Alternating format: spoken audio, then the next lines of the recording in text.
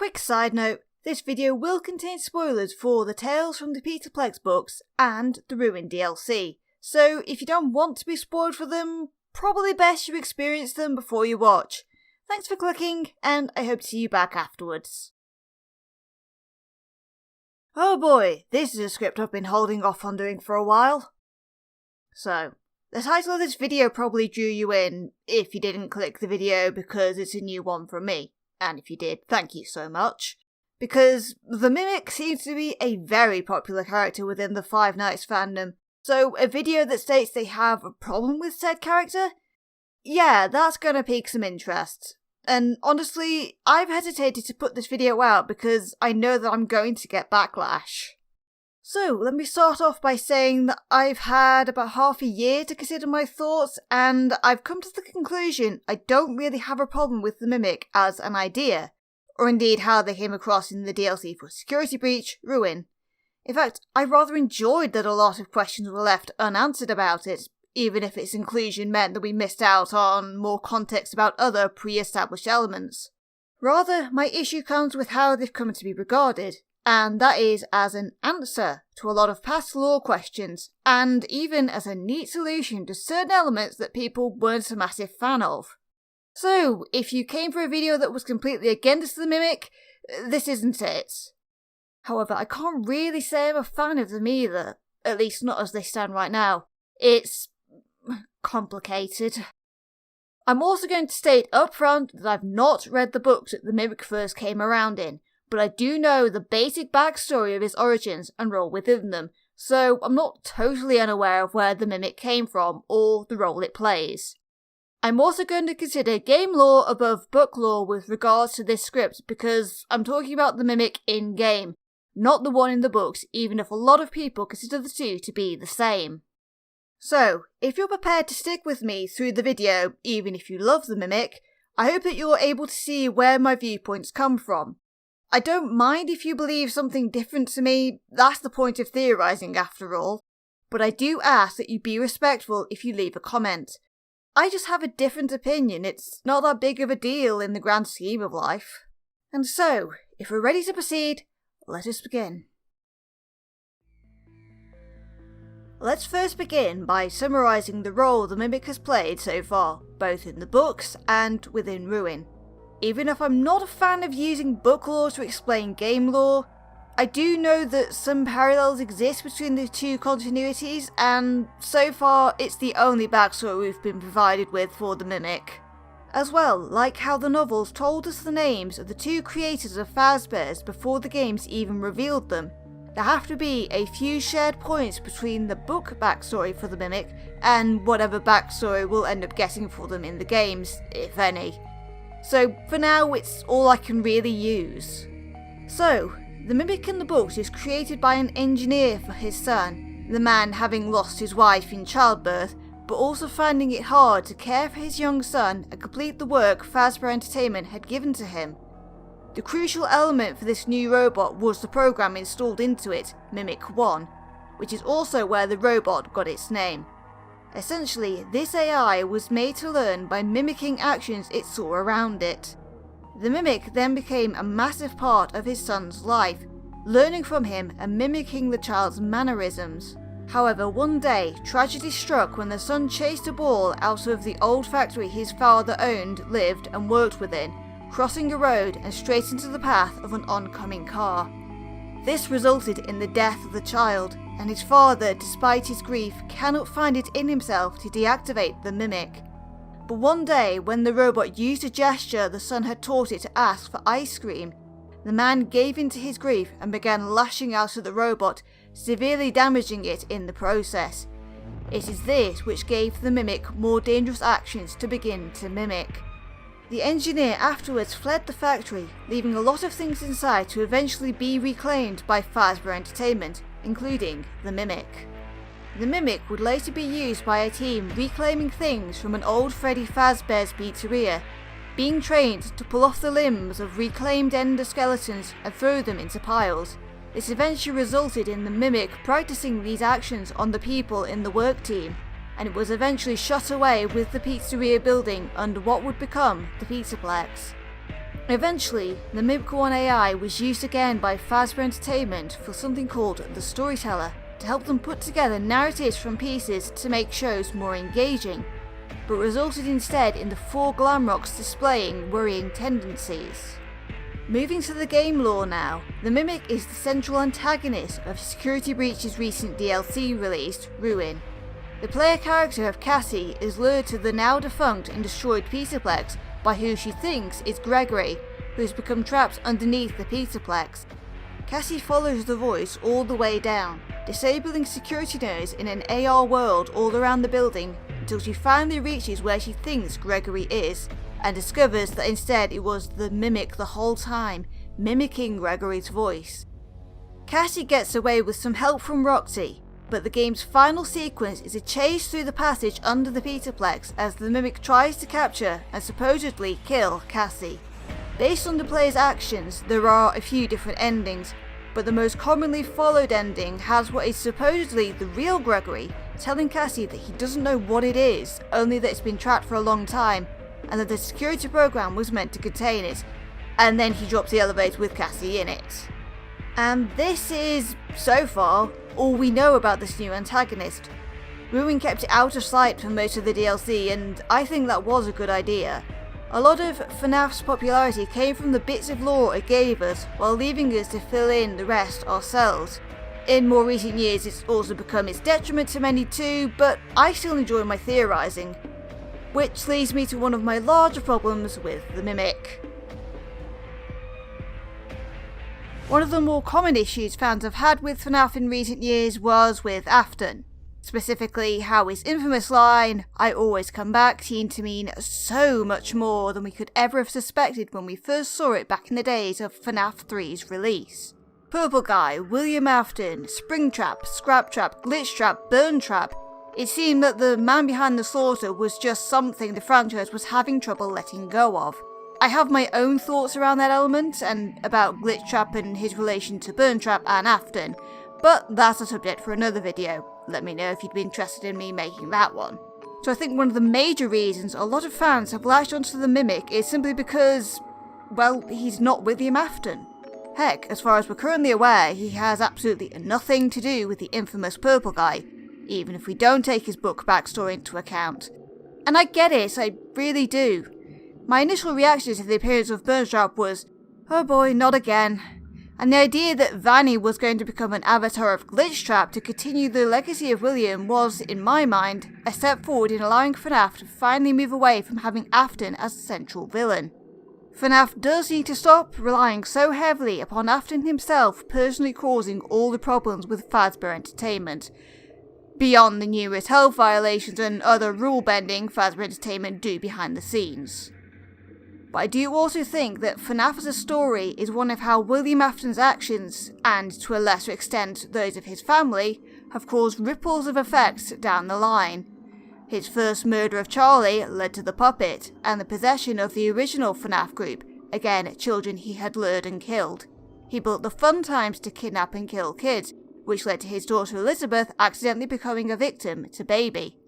His dismantlement of the original possessed robot led to his becoming Springtrap, this undead killer who just keeps coming back time after time.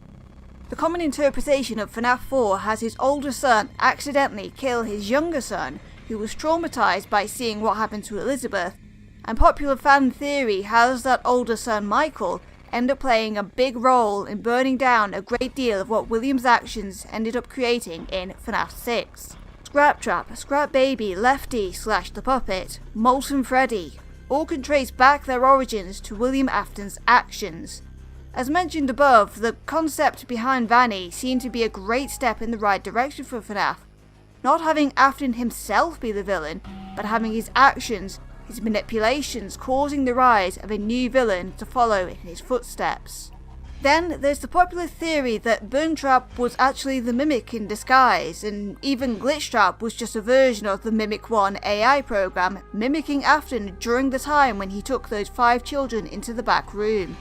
People point to how Burntrap really doesn't have much of either the Spring Bonnie costume or the corpse that is Afton's human body remaining, being mostly metal endoskeleton at this point, making this possible. even though upon comparison the endoskeleton parts of Burntrap don't fully match up with those that make up the Mimic. Let's be honest, it wouldn't be the first time this franchise has had two characters look distinct, yet canonically they are the same character, just further down the timeline. People also like to say Glitchtrap is Mimic 1 because his code was inserted into the virtual experience from old circuit boards, similar to how in the books, Fazbear Entertainment used the old AI code from the Mimic to make the storyteller. Also, again, because it would mean that neither were actually Afton after all, so he's actually dead at last and has stopped coming back. But at the same time, I do feel there's a few things pointing towards neither really being the Mimic or the Mimic 1 AI. Starting with Burntrap, although we don't see them do an awful lot during the ending they feature in, we do see them do a few things. Most prominently, we see him using some method to try and take control of Glamrock Freddy, and actually somehow taking control of the other three Shattered Glamrocks to try and get to Gregory. While we do see the Mimic also affecting the Glamrocks in the books, they were able to do this because they had been placed into a central area of the Petaplex shaped like a tree, a place full of wires and connections to the entire complex, and thus the charge pods to insert rogue code into the robots. While the place underground that Burntrap is located does have big cable bundles around, they do seem to mainly be for the electronics around the rooms, namely the screens, doors, lights and burners that Gregory uses to fight Burntrap back. Burntrap also seems to be trying to connect to them all wirelessly, which doesn't really match with the abilities we've seen the Mimic be able to use. It's been seen to mimic, to kill, to disguise itself, to use wires to insert code to affect the programming of other animatronics, but as far as I can find, I've not heard of Book Mimic being able to wirelessly take control of other animatronics. Indeed, from what I've read, the Mimic seems to be a fan of personally killing its victims, often by ripping off limbs. Heck, it tries to do this to Cassie in Ruin, so it does seem to me that its behaviours do match up between the two laws, which begs the question of why it would keep its distance during the Burntrap ending if indeed he was Burntrap. Then there's the Glitchtrap question. While I could see the Mimic 1 program maybe gaining enough sentience to disguise itself in the virtual world as well as the real one, I have one big sticking point. Why does it do that at all if its plan is to escape that world through human bodies? It feels a little bit of an unnecessary step, especially since it's taking on the form of a character that would cause alarm bells for anyone who had been around Fazbear Entertainment for a while.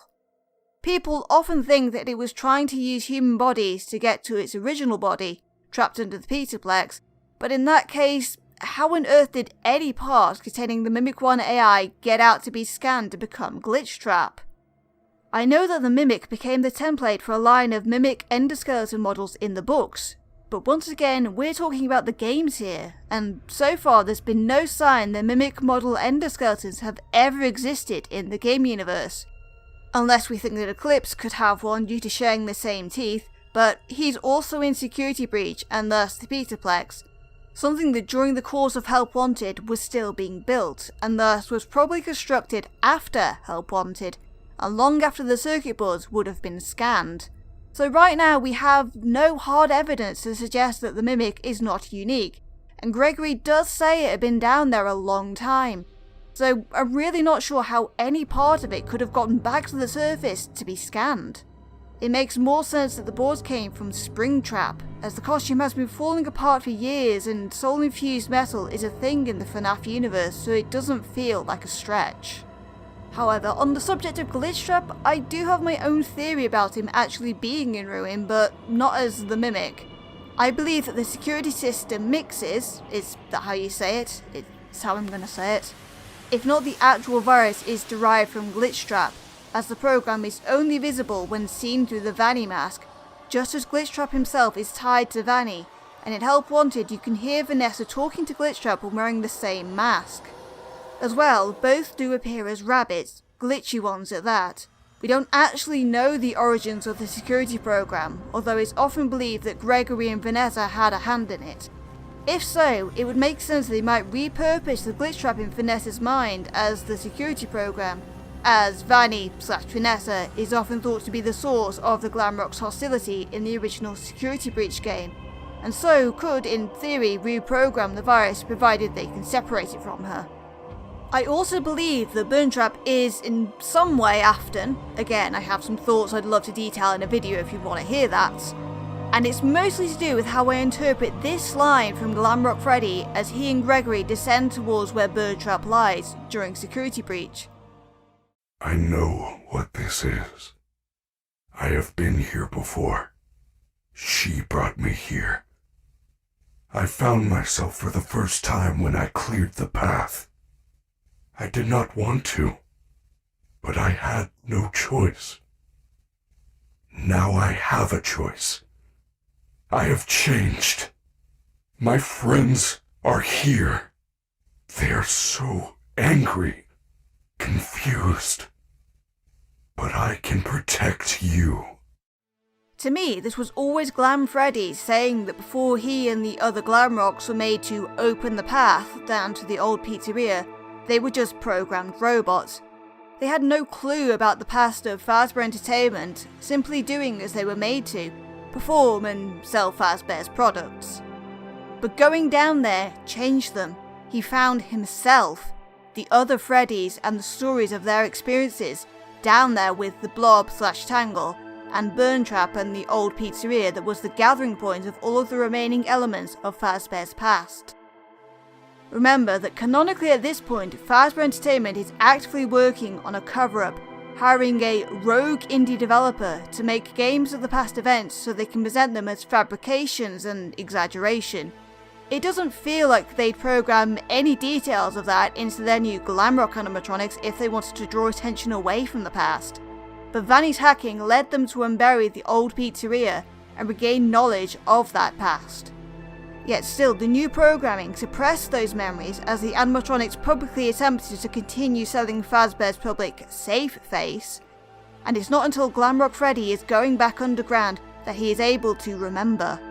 Unfortunately, because of what happens to the others, we can't actually know if my headcanon about finding out the past is true for them too, but if they had buried memories of such events that they couldn't actually recall, well, maybe that's why they all have their associated issues of overeating, low self-confidence, and anger as responses to trauma they can't even recall.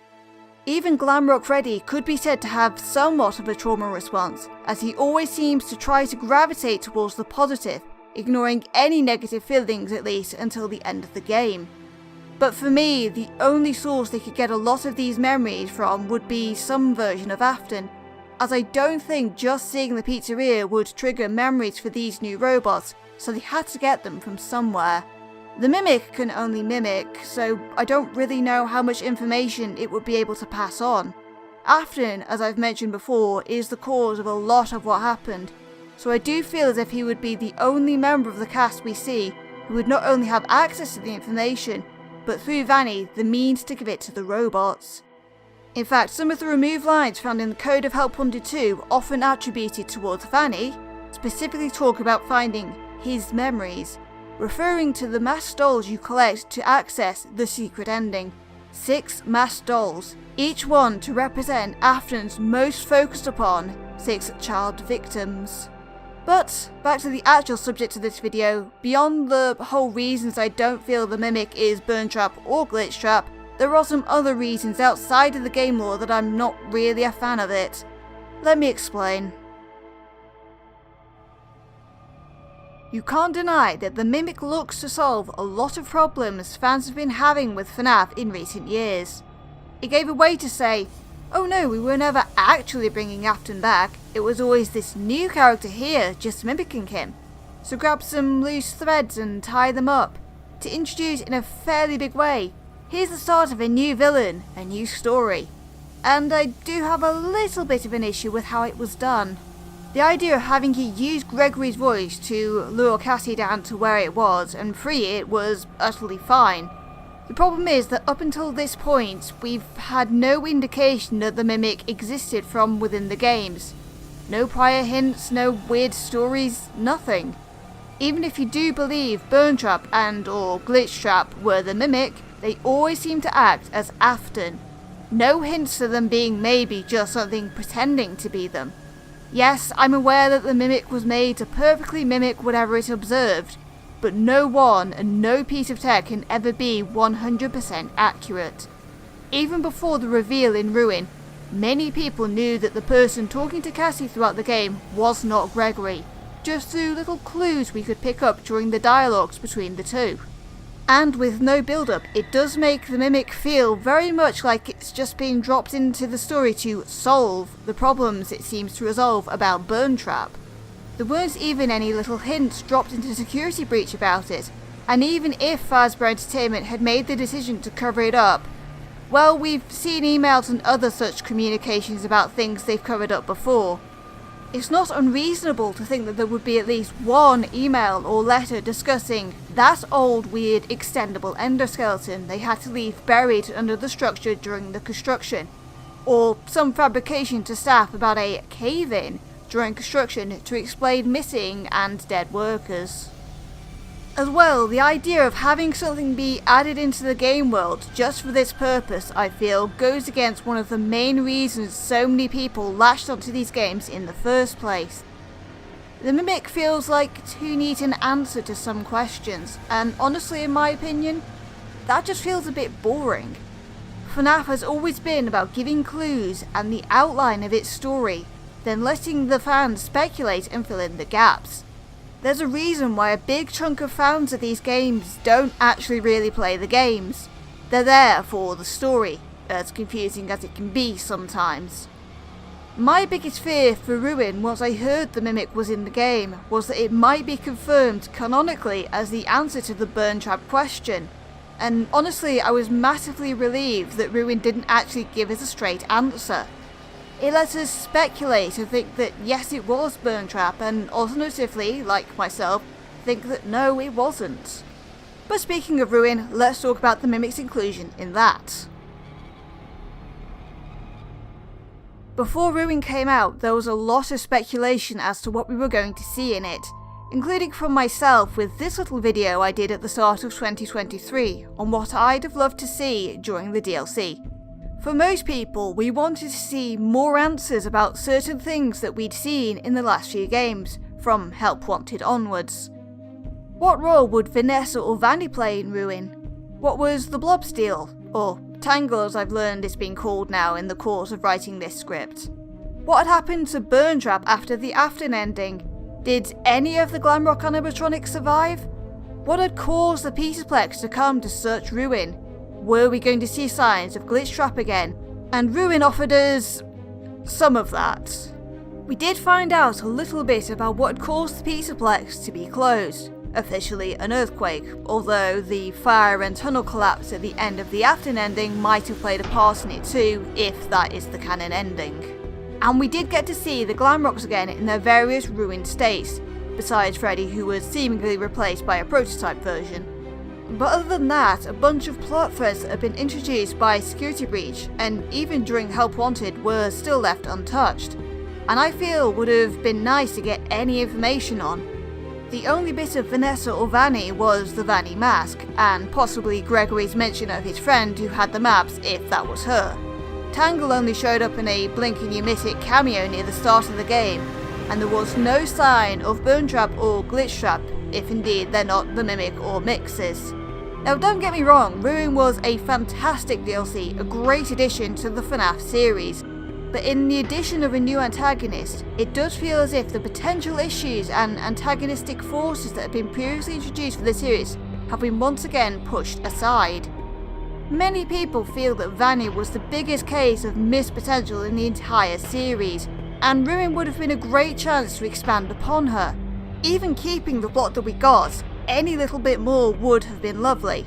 Help Wanted 2 has now provided us with something else regarding her, making it seem like maybe she got free from Glitch Trap's influence, or possibly that Cassie has now taken up the possessed gauntlet from her. But like most things FNAF provides, if you tilt your head a little, you could take a different meaning from the same scene, and that secret ending was trippy. Actually, so was the ending where you get jumped by alpha staff bots and seem to become the map bot / mask bot. Help Wanted 2 2 was a weird game ending wise. Of course, this is just me talking about the Mimic as it stands right now. While I'm not fond of how it was implemented and what it seems to mean for past lore bits, there's every chance that going forward Steel Wall or Cawthon could flesh out the Mimic's in-game backstory. They could even have a game go back in the timeline to establish it, and I'd be all for that. Tell me where it came from, how it ended up down there if it differs from the books, what other events shaped the way it acts. But there's also a fear of mine for the future of FNAF, because if the Mimic can be used to explain away the Afton Problem from the past, could it be used in the future to explain away other little things the fandom doesn't vibe with? Could we see a character perceived to be a little out of character, and have either the fans or Steelwall/Scott themselves go, "Oh, it doesn't matter, it must be is just the Mimic again"? Because a character who can be anything or anyone, while an awesome horror trope, can be used in ways that just take the fun out of the story if not used correctly. The Mimic would need some limits, some behavioural patterns to be put in place to stop it just becoming the solution for every little inconsistency. But how do you do that with a robot that just copies everything it sees? I hope they can find a way that makes sense. I honestly think that the Mimic was a separate thing from whatever Burn Trap was. As detailed in the books, it was sealed away under the Petaplex by the workers after it started to kill them by removing their limbs as it had been taught, and stayed behind that concrete slab that Cassie eventually punched through. As Gregory and Glamrock Freddy ran from the collapsing tunnels, they might have found their way to this concrete slab and almost got taken in by it, but weren't.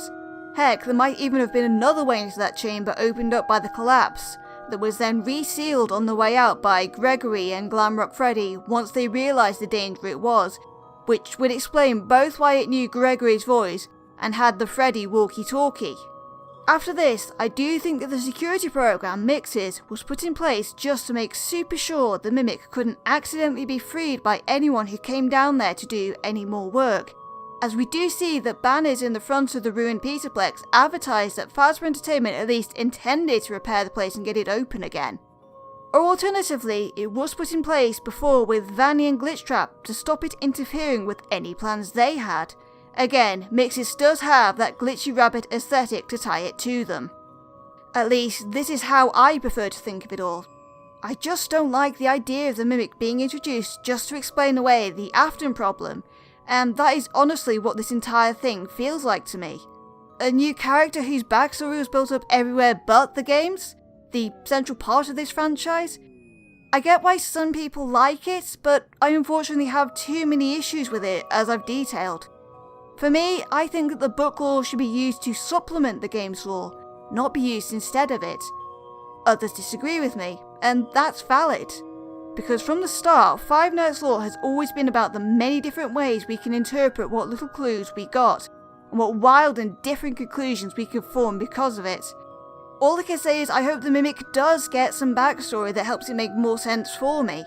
Backstory that comes from the games, even if it mirrors the book lore to some extent. I'm excited to see what new stories it could be used to build. I just hope those stories are going to be good ones. Hey, you made it to the end of the video. Thank you very much for watching, I do hope you enjoyed it. Sorry it took me a little while, I just wanted this script to be as good as I could make it. Now, I don't generally do a call to action, but I'm going to do one now. The like, comment, subscribe thing. Do those things if you want, but what I want to ask you to do is, if you have a friend you think would like this video, please share it with them. Anyway, once again, thank you very much for watching, and I hope you enjoyed it, and I will see you during the next video. Good day.